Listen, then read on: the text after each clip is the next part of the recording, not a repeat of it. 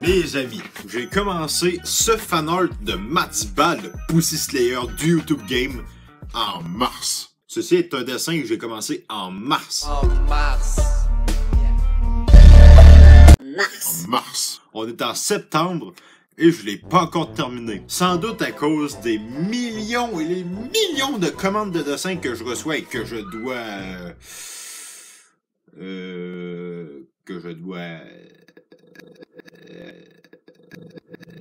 accomplir, j'ai envie de dire.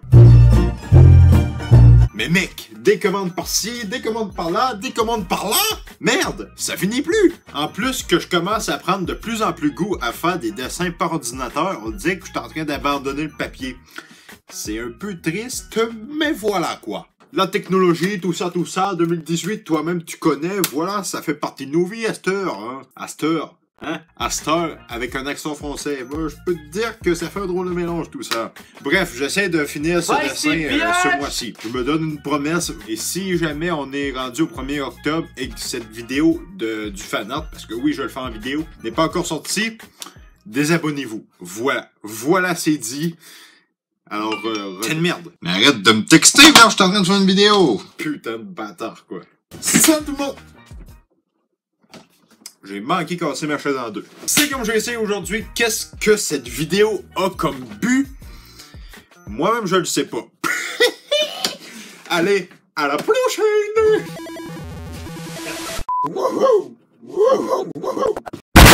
Bref, le but de cette vidéo, on va y arriver un jour, ne vous inquiétez pas.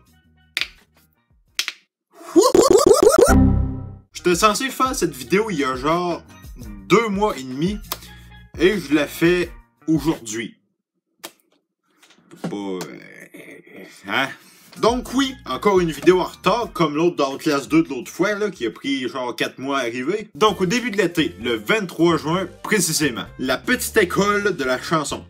Alors pour vous mettre en contexte, pour vous expliquer un peu qu'est-ce que c'est, tu vois, eh bien c'est un spectacle de jeunes qui sont inscrits à la petite école de la chanson, justement, qui chantent. Et bon, vous savez ce que c'est si vous êtes dans les environs, hein, je veux dire. Mais pour ceux qui me suivent de la France, tu vois, ou d'autre part que du Québec, tabarnak, eh bien, vous savez sûrement pas qu'est-ce que c'est que le festival en chanson. Ouais. Fait que la petite école de la chanson, qu'est-ce que c'est? C'est le spectacle qui ouvre le festival en chanson de Petite-Vallée qui se tient tous les ans à l'été, à l'été, oui, j'allais dire à l'été 2018, mais c'était à toutes les années, fait que c'est un festival de chansons, voilà, d'où le nom, le festival en chansons. Mais il y a aussi des spectacles d'humour et plein d'autres choses, du théâtre et tout, voilà. Et la petite école de la chanson, c'est un spectacle de jeunes enfants qui se pratiquent pendant toute l'année scolaire à chanter des chansons. Chanter des chansons. Bon, je vais finir ma phrase. À chanter des chansons d'un artiste québécois ou francophone. Mais cette année, précisément, il y a eu un nouveau concept à l'intérieur du spectacle. Le festival en chansons a choisi à peu près 11 enfants parmi toutes les 300 qui se sont inscrits, voilà, il t'en pogne 11, lui, voilà. Et ces jeunes devaient raconter un tour qu'ils ont déjà joué à leurs parents. Un tour, genre un prank, tu vois. Ou une histoire drôle qui leur est déjà arrivée ou quelque chose comme ça. Et moi, qu'est-ce que j'ai à faire dans tout ça? Eh bien, attendez, ça arrive. Donc, eux, le festival, qu'est-ce qu'ils m'ont demandé? Guillaume, pourrais-tu nous faire des petites dessins? Des petites dessins, ouais. Je devais illustrer en dessin animé ces histoires, en fait. Et cette vidéo, comme je l'ai dit au début de la vidéo, justement, eh bien, j'aurais dû la faire tout de suite après le spectacle. Genre, le lendemain, ça aurait pu être fait, tu vois. Mais non, j'ai flâné ça tout l'été et je le fais maintenant. Très bon cerveau, Guillaume. Oui, t'es super. Donc, ils m'ont dit, fais ça simple, Guillaume, on veut pas des gros dessins animés de cartoon qui passent à Télétoon. Fais des petits dessins qui bougent. Grossièrement, tu vois. Faut quand même que ce soit joli, mais... quelque chose de simple pour pas que ça te prenne 1000 ans à faire, tu comprends? Et il y a environ 11 histoires, comme si j'avais 11 doigts, que j'ai illustrées, voilà, et animées un peu, voilà. Et le but de cette vidéo, vous l'avez peut-être deviné, c'est justement de vous montrer ces dessins animés. Ils m'ont pris environ 2 semaines à tout faire, de A à Z. Voilà.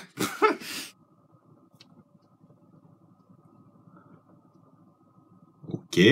Cette vidéo est un peu comme une vidéo bonus. Voilà, je vous montre un truc que j'ai fait au début de l'été. Et si jamais vous avez trouvé que mes explications étaient un peu floues, ben j'espère que vous allez comprendre.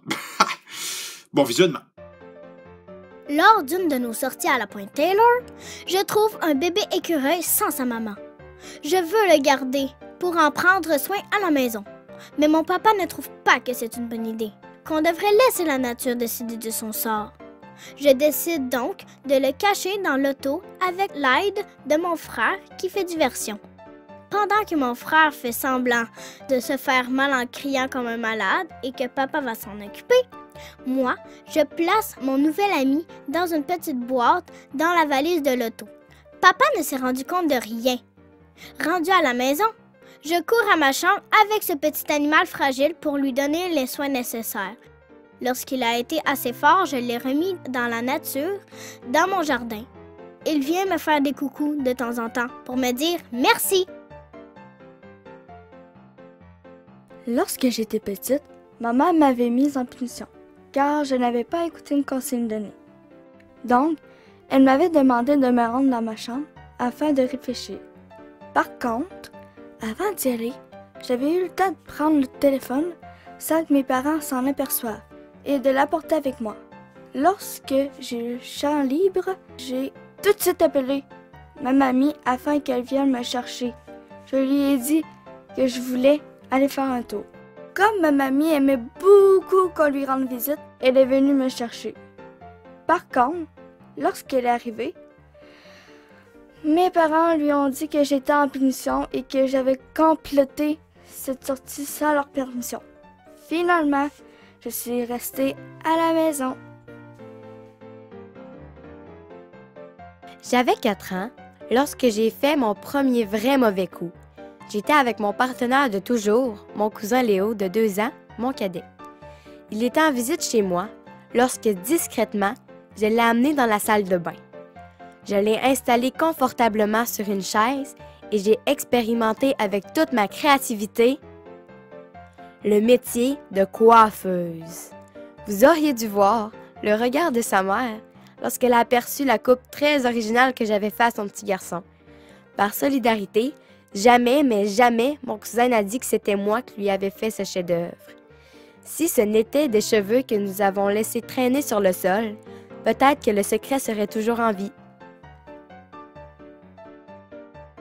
Lors d'une partie de hockey de mon frère, je trouvais le temps long. Alors j'ai pris le cellulaire de ma mère et j'ai écrit un texto à mon grand-père. Je me suis rendu compte que choisir seulement les mots proposés par le téléphone peut donner un résultat assez cocasse. Il était certain que les cellulaires de ma mère avaient été volés. Les appareils intelligents n'ont pas réussi leurs examens de français. Le midi, quand j'étais chez ma mère avec mon père et mon grand frère, quand mon père était sorti dehors, je parlais avec mon grand frère dans la maison. Dans la maison, il y a une planche de bois et il y a aussi un mur ouvert entre l'entrée et la cuisine. Tout à coup, j'ai eu une idée de faire un mauvais coup à mon père. J'ai alors expliqué mon plan à mon frère. Je lui ai dit de se placer d'un côté du passage. Nous devions foncer dans papa pour l'écrabouiller par surprise, pour lui faire un mauvais coup parce qu'il nous en fait souvent. Quand il est entré dans la maison pour faire le dîner, nous avons tenté le coup. Pow! Nous nous sommes rentrés dedans. Papa était déjà passé. La prochaine fois, ce sera la bonne. Par un beau soir d'été, alors que j'étais chez des amis avec ma cousine et mon cousin, nous avons décidé d'attraper des lucioles. Comme on voulait éclairer la tente, j'ai eu la brillante idée de mettre les lucioles dans la tente. Quand ma mère est arrivée pour préparer les lits, on a dit « Maman, n'ouvre pas la tente car on a mis des lucioles dedans. » Ma mère a pris quelques secondes pour admirer le spectacle de lucioles avant de préparer les lits pour mon parrain et ma marraine.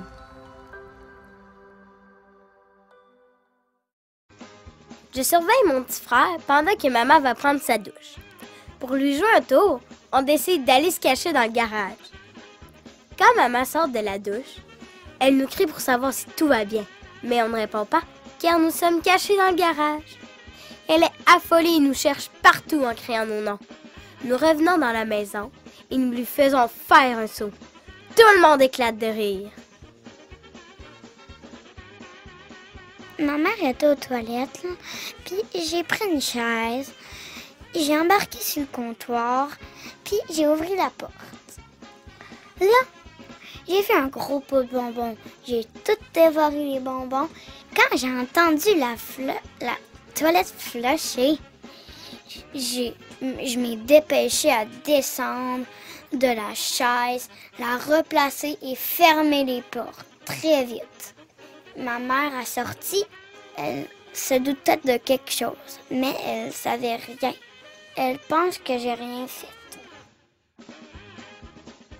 Moi, ma mère et ma sœur, on est partis au dépanneur. Maman avait un cornet sucré dans sa sacoche. Je l'ai pris et je l'ai caché dans mon dos.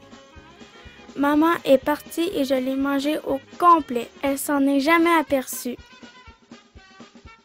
Un jour, ma maman m'a dit, si tu veux aller au camp Bellefeuille, tu devrais ramasser la moitié du prix.